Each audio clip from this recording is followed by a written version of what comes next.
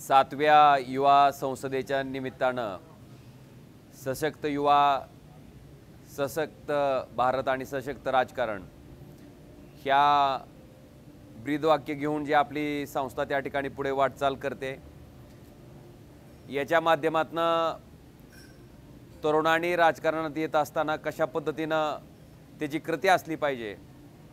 मला वाटतं आजकालचं राजकारण जर बघितलं तर मला वाटतं ह्या गोष्टीची नितांत आवश्यकता आहे। राजकारण हा कुठला उद्योग नसून मी तर म्हणतो एक सर्व्हिस सेक्टर आहे।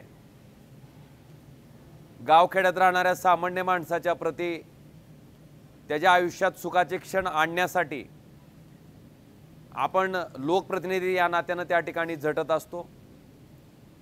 आज जो काही राजकारणाचा स्तर खालावलाय, मला वाटतं ह्या राजकारणाचा स्तर जर आपल्याला उंचवायचा असेल तर अशा युवा संसदेच्या खूप आवश्यकता आहे।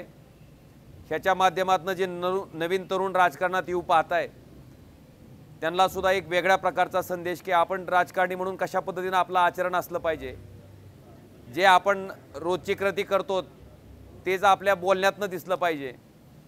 म्हणजे बोले तसा चाले म्हणतात ना, त्या पद्धतीची उक्तीप्रमाणे राजकारणी माणसानं लोकप्रतिनिधींना असलं पाहिजे। मला वाटतं या गोष्टीचे धडे आता युवा संसदेच्या माध्यमातून तरुणांना देणं गरजेचं आहे।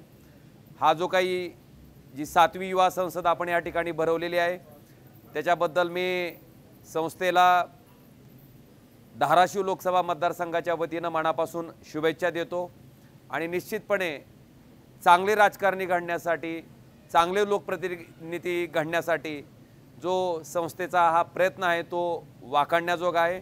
मी परत एकदा त्यांना मनापासून शुभेच्छा देतो।